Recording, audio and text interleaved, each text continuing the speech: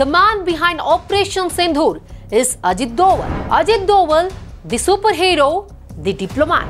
ಉಗ್ರರ 9 ಕ್ಯಾಂಪ್ನ ದೋವಲ್ ಹೇಗ್ ಟಾರ್ಗೆಟ್ ಮಾಡಿದ್ರು ಗೊತ್ತಾ? ಗುಪ್ತಚರ ಇಲಾಖೆಯಿಂದ ರೋಚಕ ಮಾಹಿತಿ ಕಲೆ ಹಾಕಿದ್ರು ಅಜಿತ್ ದೋವಲ್. 24x7 ಉಗ್ರರ ಚಲನ ವಲನದ ಮೇಲೆ ಕಣ್ಣಿಟ್ಟಿದ್ದ ದೋವಲ್. ಶತ್ರು ದೇಶಕ್ಕೆ ನುಗ್ಗದೇನೆ ಉಗ್ರರ ಸಂಹಾರ ಮಾಡಿದ ಸ್ಟ್ರಾಟಜಿಸ್ಟ್. ಪ್ರಧಾನಿ ಮೋದಿ ಹಾಗೂ ಸೇನೆ ನಡುವೆ ಲೀಡರ್ಶಿಪ್ ಕ್ವಾಲಿಟಿ ತೋರಿಸಿದ್ರು ಅಜಿತ್ ದೋವಲ್. ಆಪರೇಷನ್ ಸಿಂಧೂರದ ಮುಂಚೆ, ಆಪರೇಷನ್ ಸಿಂಧೂರದ ನಂತರ ಅಜಿತ್ ದೋವಲ್ ಪಾತ್ರ ಹೇಗಿತ್ತು ಗೊತ್ತಾ? ನಮಸ್ಕಾರ ವೀಕ್ಷಕರೇ.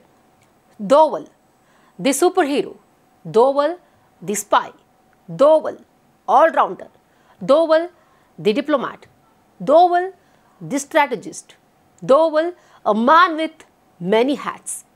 ನಿನ್ನೆ ನಡೆದಂತಹ ಆಪರೇಷನ್ ಸಿಂಧೂರ್ನಲ್ಲಿ ಬಹುಮುಖ್ಯ ಪಾತ್ರ ಅಜಿತ್ ದೋವಲ್ ಅವರು. ಆಪರೇಷನ್ ಸಿಂಧೂರ್ನಲ್ಲಿ ರಾಜಕೀಯ ಇಚ್ಛಾಶಕ್ತಿಯ ಬಹುದೊಡ್ಡ ಪಾತ್ರ ಅಂದರೆ ಅದು ಪ್ರಧಾನಿ ಮೋದಿ. ಹಾಗೇನೆ ರಣಾಂಗಣಕ್ಕಿಳಿದು ಯುದ್ಧ ಮಾಡಿದ್ದು ನಮ್ಮ ಸೇನೆ. ಇವರಿಬ್ಬರ ಪಾತ್ರ ತುಂಬಾನೇ ಮಹತ್ತರವಾದದ್ದು. ಹಾಗೇನೆ ಇವರಿಬ್ಬರನ್ನೂ ಕೂಡ ಕೋಆರ್ಡಿನೇಟ್ ಮಾಡಿಕೊಂಡು ಜೊತೆಯಾಗಿ ತೆಗೆದುಕೊಂಡು ಹೋಗಿದ್ದು ಅಂತ ಹೇಳಿದ್ರೆ ಅದು none other than real warrior Ajit Doval. ಸೈನ್ಯಕ್ಕೆ ಸೇನಾಧಿಪತಿ ಇದ್ರಷ್ಟೇ ಸಾಕಾಗಲ್ಲ. ಈ ಸೇನಾಧಿಪತಿಗೆ ಕಣ್ಣು, ಕಿವಿ, ಮೂಗು, ಮೆದುಳಾಗಿ ಒಬ್ಬ ಇರಬೇಕಾಗುತ್ತೆ. ಸೇನೆಗೆ ಸೇನಾಧಿಪತಿಗಳಿದ್ದಾರೆ. 3 ಸೇನೆಗೂ ಕೂಡ 3 ಮುಖ್ಯಸ್ಥರಿರ್ತಾರೆ. ಈ 3 ಮುಖ್ಯಸ್ಥರ ಮೇಲೆ ಅಂತ ಹೇಳಿದ್ರೆ ರಾಷ್ಟ್ರಪತಿಗಳು ಬರ್ತಾರೆ. ಏನು ಪೊಲಿಟಿಕಲ್ ಸೇನಾಧಿಪತಿ ಅಂತ ಹೇಳಿದ್ರೆ ಪ್ರಧಾನಿ ಮೋದಿ ಅಂತ ಇಡೀ ದೇಶವೇ ಗುರುತಿಸುತ್ತೆ. ಪೊಲಿಟಿಕಲ್ ಸೇನಾಧಿಪತಿಗೆ ಒಂದು ಬ್ಯಾಟಲ್ ಫೀಲ್ಡ್ ಸ್ಟ್ರಾಟಜಿಸ್ಟ್ ಬೇಕಲ್ಲ, ಒಬ್ಬ ತಂತ್ರಗಾರ ಬೇಕಲ್ಲ. ಆ ತಂತ್ರಗಾರಿಕೆಯ, ಆ ಸ್ಟ್ರಾಟಜಿಯ ಕೆಲಸವನ್ನ ಮಾಡಿರೋದು ಅಜಿತ್ ದೋವಲ್. ಈ ಅಜಿತ್ ದೋವಲ್ ಇದ್ದಾರಲ್ಲ, ಇವರು ಸಾಧಾರಣ ಆಸಾಮಿ ಅಲ್ವೇ ಅಲ್ಲ. ಇವರು ವೈರಿಗಳ ಪಾಳೆಯಕ್ಕೆ ಜೇಮ್ಸ್ ಬಾಂಡ್ ರೀತಿ ನುಗ್ಗಿ ವೈರಿ ಪಾಳೆಯವನ್ನ ಧ್ವಂಸ ಮಾಡಲ್ಲ. ಆದರೆ ಇದ್ದಲ್ಲಿಯೇ ಕೂತು ಹೇಗೆ ವೈರಿ ಪಾಳೆಯಕ್ಕೆ ನುಗ್ಗಬೇಕು ಅನ್ನೋದು ಗೊತ್ತು. ವೈರಿ ಪಾಳೆಯವನ್ನ ಯಾವ ರೀತಿ ನಾಶ ಮಾಡಬೇಕು ಅನ್ನೋದು ಇವ್ರಿಗೆ ಚೆನ್ನಾಗಿ ಗೊತ್ತು. ಹಾಗೆ ಶತ್ರುವಿನ ಕಣ್ಣನ್ನು ಹೇಗೆ ತಪ್ಪಿಸ್ಕೊಂಡು ಬರಬೇಕು ಅನ್ನೋದು ಇವರಿಗೆ ಕರಗತ. ವೈರಿಗಳ ಪಾಳ್ಯ ಎಲ್ಲಿದೆ, ಟಾರ್ಗೆಟ್ ಎಲ್ಲಿದೆ ಅನ್ನೋದು ಇವರಿಗೆ ನಿಖರವಾಗಿ ಗೊತ್ತಿದೆ. ಇನ್ನು ಶತ್ರುಗಳ ಪಾಳೆಯವನ್ನು ಧ್ವಂಸ ಮಾಡಿ ಬಂದ ಮೇಲೆ ಅವರ ಪರ ಯಾರೂ ಮಾತಾಡದೇ ಇರೋ ರೀತಿಯಲ್ಲಿ ಶತ್ರುವಿನ ಶತ್ರುವನ್ನ ಮಿತ್ರರನ್ನಾಗಿ ಮಾಡಿಕೊಳ್ಳುವಂತಹ ಚಾಣಾಕ್ಷತನ ಕೂಡ ಇವರಿಗಿದೆ. This is unique capability. ಒಬ್ಬ ಯುದ್ಧ ಮಾಡೋನಿಗೆ ರಾಜತಾಂತ್ರಿಕ ಕೌಶಲ್ಯ ಇರೋದಿಲ್ಲ. ರಾಜತಾಂತ್ರಿಕ ಕೌಶಲ್ಯ ಇರೋನಿಗೆ ಗುಪ್ತಚರ ಕೌಶಲ್ಯ ಇರೋದಿಲ್ಲ. ಇನ್ನು ಗುಪ್ತಚರ ಕೌಶಲ್ಯ ಇದ್ದವನಿಗೆ ಎಲ್ಲರನ್ನೂ ಒಟ್ಟಿಗೆ ತೆಗೆದುಕೊಂಡು ಹೋಗುವಂತಹ ಲೀಡರ್ಶಿಪ್ ಕೌಶಲ್ಯ ಇರೋದಿಲ್ಲ. ಆದರೆ ಇವೆಲ್ಲವೂ ಸೇರಿರೋದು ಅಜಿತ್ ದೋವಲ್.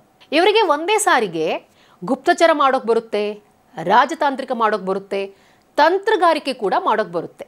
ಹಾಗೆ ತಮ್ಮಷ್ಟೇ ತಮಗಿಂತ ಹೆಚ್ಚು ಸಾಮರ್ಥ್ಯವಿರುವ ಸೇನಾನಿಗಳನ್ನು ಲೀಡ್ ಮಾಡೋಕ್ಕೂ ಕೂಡ ಬರುತ್ತೆ. ಆಪರೇಷನ್ ಸಿಂಧೂರದಲ್ಲಿ ತುಂಬ ಜನ ಪಾಲುದಾರರಿದ್ದಾರೆ. ಬಹುಮುಖ್ಯವಾಗಿ ನಮ್ಮ ರಕ್ಷಣಾ ಪಡೆಗಳು, ನಮ್ಮ ಆರ್ಮಿ, ನೇವಿ ಹಾಗೂ ಏರ್ಫೋರ್ಸ್, ಇವರೆಲ್ಲರ ಕೊಲಾಬೊರೇಷನ್ ತುಂಬ ಅದ್ಭುತವಾಗಿತ್ತು. They are the front line warriors. ಅಷ್ಟೇ ಮುಖ್ಯವಾದದ್ದು ಪೊಲಿಟಿಕಲ್ ಡಿಸಿಷನ್ ಮೇಕಿಂಗ್. ಅಲ್ಲಿ ಮೋದಿ, ಅಮಿತ್ ಶಾ, ರಾಜನಾಥ್ ಸಿಂಗ್ ಇದ್ದಾರೆ. ಆದರೆ ಇವೆರಡೂ ಶಕ್ತಿಗಳನ್ನು ಕೂಡ ಒಟ್ಟಿಗೆ ಮೇಳೈಸ್ಕೊಂಡು ಕರ್ಕೊಂಡು ಹೋಗೋ ಕೆಲಸ ಇದೆಯಲ್ಲ, ಆ ಕೆಲಸವನ್ನ ಅಜಿತ್ ದೋವಲ್ ಮಾಡಿದ್ದಾರೆ. ಆಪರೇಷನ್ ಸಿಂಧೂರ ಯಶಸ್ಸಿನಲ್ಲಿ ಅಜಿತ್ ದೋವಲ್ ಅವರ ಪಾತ್ರ ತುಂಬಾನೇ ಮಹತ್ತರವಾದದ್ದು. ಅವರ ಪಾತ್ರ ಯಾಕೆ ದೊಡ್ಡದು ಅನ್ನೋದ್ರ ವಿವರಣೆನ ನಾನು ನಿಮ್ಗೆ ಕೊಡ್ತಾ ಹೋಗ್ತೀನಿ.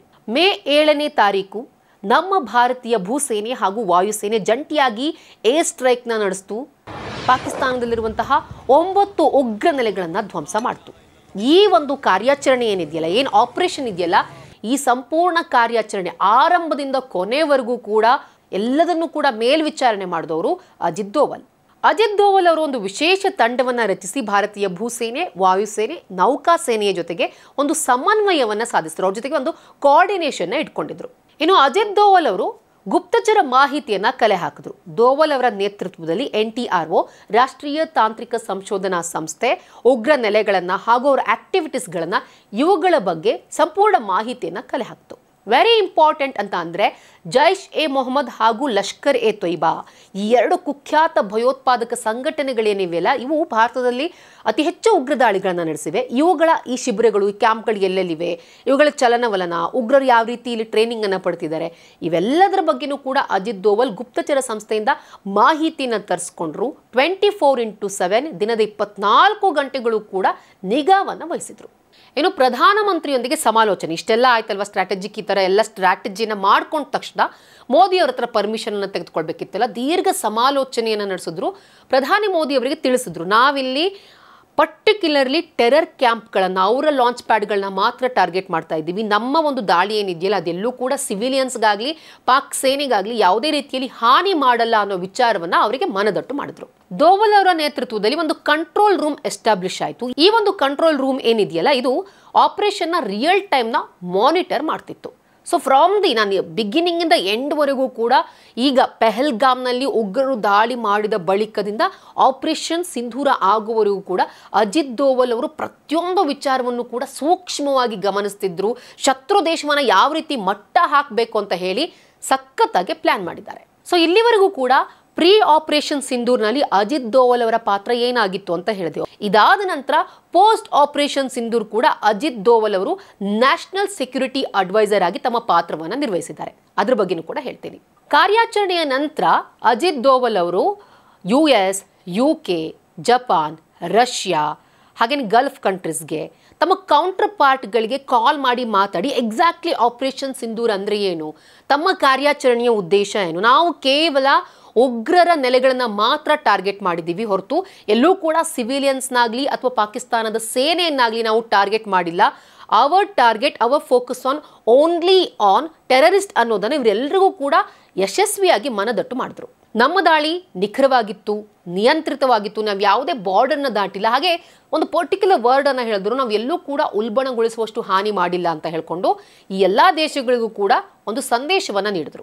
ಕಾರ್ಯಾಚರಣೆಯ ನಂತರ ಅಜಿತ್ ದೋವಲ್ US ಕಾರ್ಯದರ್ಶಿ ಮಾರ್ಕೋ ರುಬಿಯೋ ಜೊತೆಗೆ ಫೋನ್ ಕಾಲ್ನಲ್ಲಿ ಮಾತಾಡಿ ನಮ್ಮ ಒಂದು ಕಾರ್ಯಾಚರಣೆಯ ಉದ್ದೇಶ ಏನು ಅಂತ ಅಂದ್ಕೊಂಡು ಅದನ್ನು ಮನದಟ್ಟು ಮಾಡಿದ್ರು. ಹೀಗೆ USಗೆ ಮನದಟ್ಟು ಮಾಡೋದ್ರ ಮೂಲಕ ಅಂತಾರಾಷ್ಟ್ರೀಯ ಮಟ್ಟದಲ್ಲಿ ನಾವು ಏನು ಟಾರ್ಗೆಟ್ ಮಾಡಿದ್ವಿ ಅನ್ನೋದನ್ನು ಮನನ ಮಾಡಿದ್ರು.